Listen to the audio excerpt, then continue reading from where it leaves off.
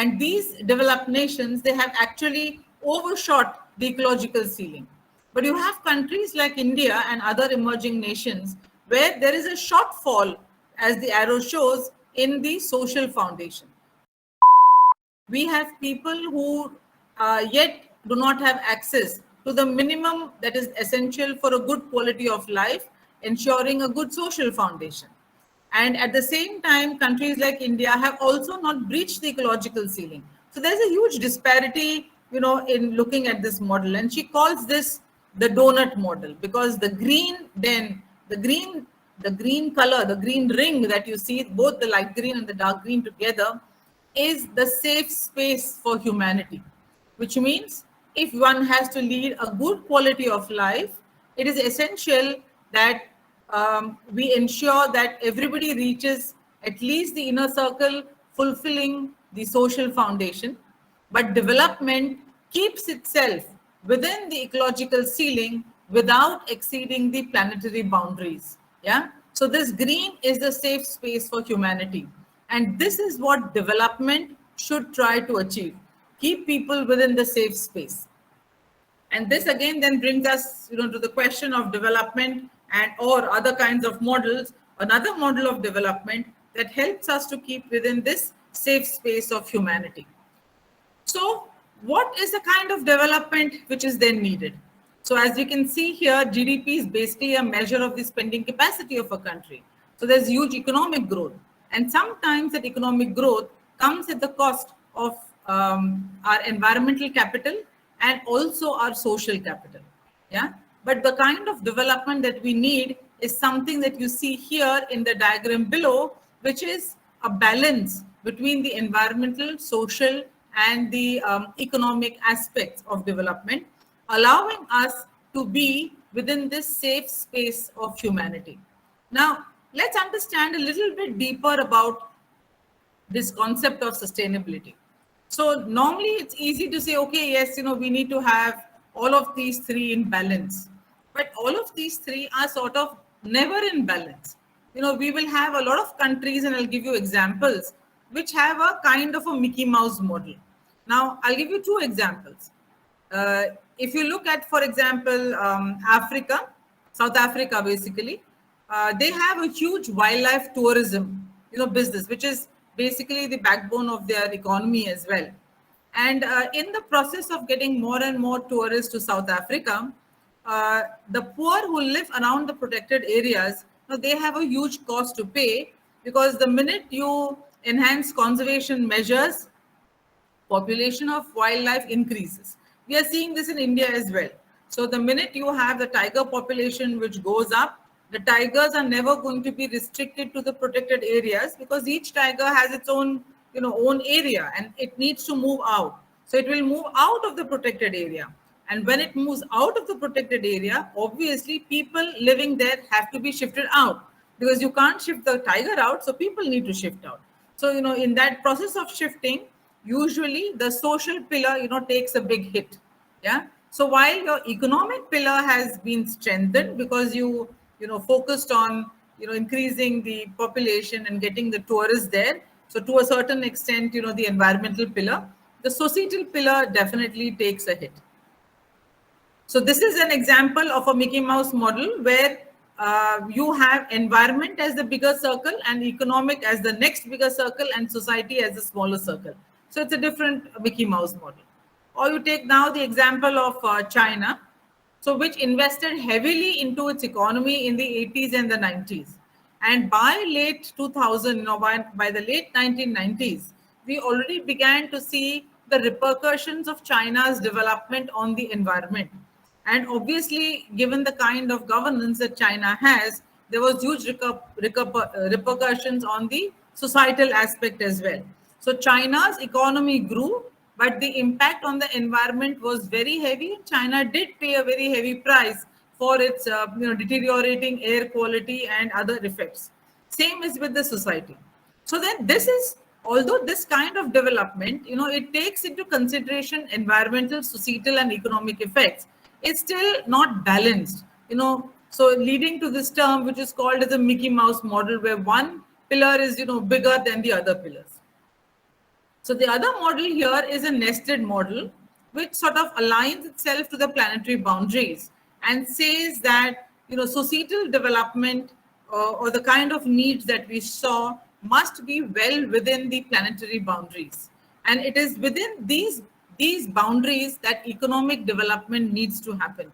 So when we talk of strong sustainability, although we're speaking of these three pillars, of course, at the background is always the fourth pillar of governance is, this kind of a model where we still keep within ecological boundaries, but also at the same time leverage not only the natural capital, because that's what a Mickey Mouse model will do.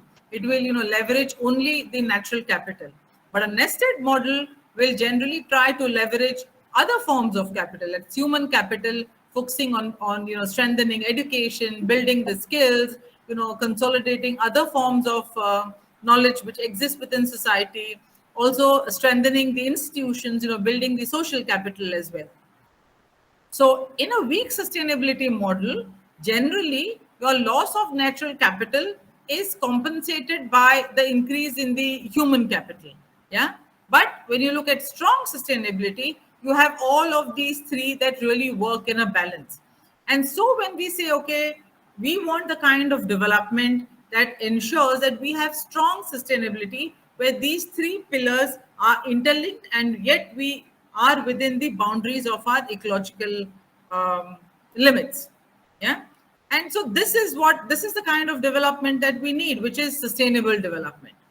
And when we speak of sustainable development, the question here arises is, why education for sustainable development? And what's the role that universities can really play, because you all are universities. Of course, education for sustainable development transcends the boundaries, but why ESD, and what exactly is this ESD all about? So firstly, this understanding that we live in an interconnected world. So this is knowledge. I have this knowledge. Yes, I do know that we live in an interconnected world. Do I feel strongly about it? What about my socio-emotional competence? Do I understand this? Do I feel this? And do I have the capacity to take the action to ensure that I maintain this interconnectedness? Every time you go to a supermarket and you do not hesitate for a minute to take a carry bag, somewhere you are socio-emotionally disconnected from the interconnections that we have. If you begin to feel guilty about a little wrongdoing that you do for the environment, you are connected, emotionally to this web of life, right? If you, so I'm just giving you the examples from your daily life. I don't know how many of you really do composting, or if the thought has ever crossed your head. But the minute you're throwing out all of this wet garbage that can potentially be converted into compost, you're emotionally connected. If you don't think twice about it, there's a disconnect. And this is the kind of thing that education needs to bring in. So not only the knowledge and the skills, but also the emotional connect that we need to our world. And therefore, how we approach these problems, and it really connects us to our planet. And this is only something that education can bring in. Education can help build knowledge, skills, but also the approach, attitude, and emotions which are needed for us to live in this interconnected world. Solutions are no doubt, very complex. So it's not simple. If you look at, let's say, vermicomposting, how do I do it? Yeah, I mean, are there going to be worms there? Will it have flies? Will it be cockroaches? Will there be rats? Is it going to smell? I mean, these are common questions. So doing a simple vermicomposting at home is actually simple, but one needs to have a specific technical expertise for it. How do I maintain the pH? Am I going to use a pH meter every time? Yeah. Or is there a normal way to just feel the soil and say, okay, I can now see whether my compost is wet or dry. And, using that, I can say, okay, should I put in more moisture or not? Because whether your compost will have rats or cockroaches or maggots, it depends upon how much moisture is there in your compost pile. So I use a very simple yardstick, in my own house. And, whenever I suggest this to others, I always tell them that the that the composition of your compost or the moisture content of your compost must be like bhel. Bhel, I hope you all know, it's this chart type of thing. So bhel is moist, but not very moist. So if the texture of your compost or the moisture level in your compost is like bhel, you will never have these kind of problems that you arise. But it is, and even setting up something like this in my own house years ago, decades ago, of course, I had to face a lot of problems, questions from my husband, from my mother, from my daughter. Oh, it's going to smell, it's going to be this, it's going to be that. So, do I have the ability to explain, the conviction to say, okay, this is not going to happen? So, these are skills. So, it's technical knowledge, it's also people skills that allow us to develop solutions to these problems. So, I just gave you a very simple example relating to your own life, but when you look at the world in general, it's the same kind of knowledge and skills that we need, to come to a particular solution. So we can continue as we have with our GDP increasing, feeling very convenient and happy that yes, this increase in India's GDP is good for all of us. Or we can say that no, I would really like to have a better quality of life. And what is it that is going to be needed for this better quality of life? So we've seen the pros and cons.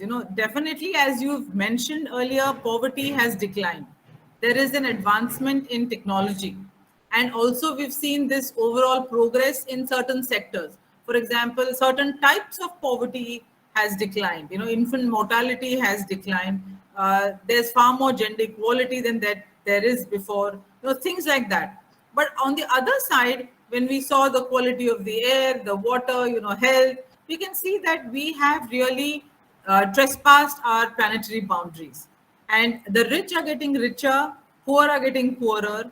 Pandemic has really accelerated all these differences, which means that there is not really inclusive growth. And if there's no inclusive growth, then this kind of growth is not really, very sustainable. So we've seen, we see all these kind of things that come on. So what's the way? What is this way in which we can turn around society? We can get society to stop and think and say, okay, what is the kind of development that we really want? What is it that the society wants? So with all of these questions, as you would have known, we had the world coming together to discuss and formulate these Millennium Development Goals in the year 2000.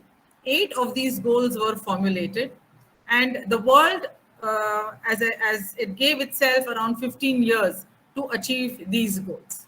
So, very frankly, I must admit that I had heard about the Millennium Development Goals in the 2000, but I never really, even thought about it or never really felt that I would have a role to play in the Millennium Development Goals. And very frankly, I think people like me and you, we didn't have.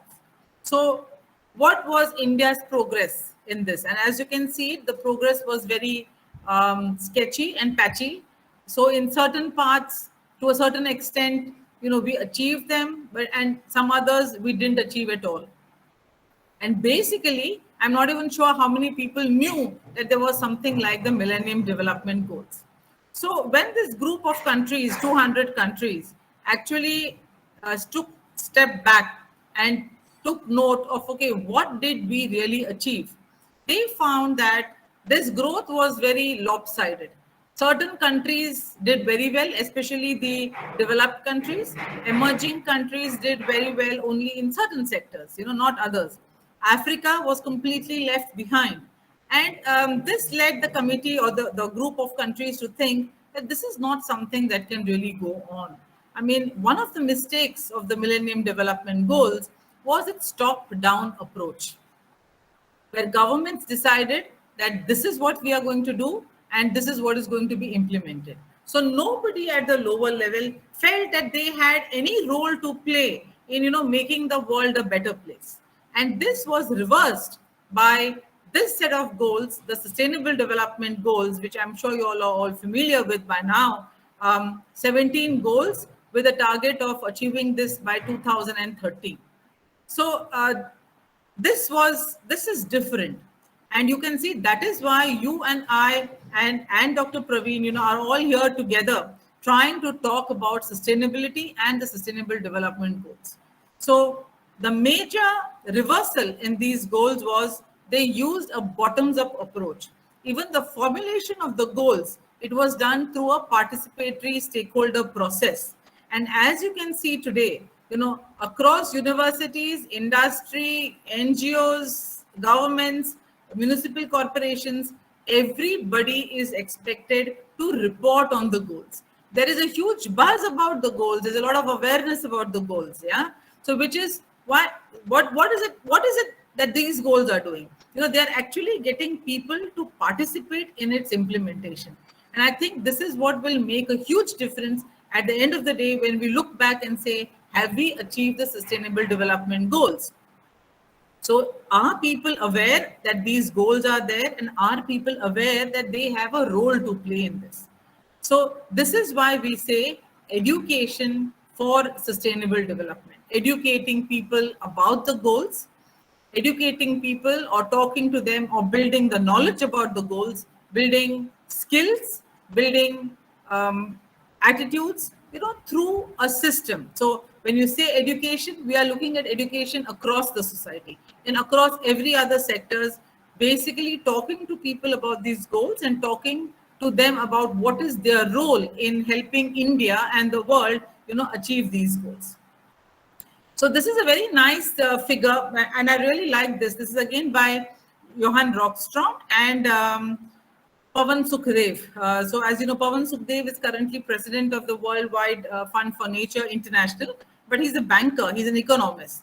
And both of them together, came up with this kind of a representation of the goals, which you can see very closely actually mirrors the nested boundary, which is, or the nested diagram of strong sustainability, where, as you can see here, they've put the biosphere and the four goals which are associated with the biosphere at the bottom. So goal 15, goal 14, goal 6, and goal 13. And then the goals associated with the society, which is, no poverty, gender equality, and, things like that.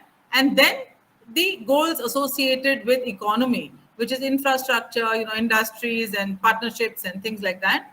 And partnership, sorry, is the central pillar. And they have really said that, partnerships for all of these, which means that these goals need to be implemented transcending boundaries. And I would put education like this central pillar, which is connecting all of these different kinds of goals together. So partnership as well as education.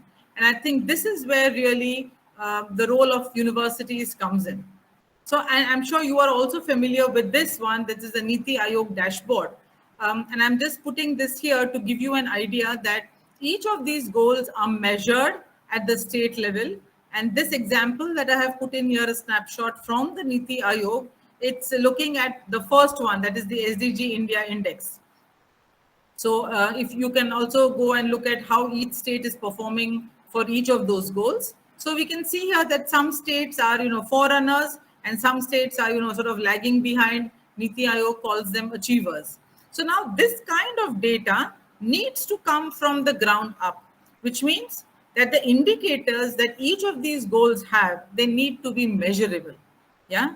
And when we talk about measurable indicators, we need tools, we need techniques. So it could be geospatial techniques, it could be, other kinds of data sources, which are there, through which we understand whether this particular goal has been met or not, right? So as you can see here again, this is again where the role of, universities sort of comes in.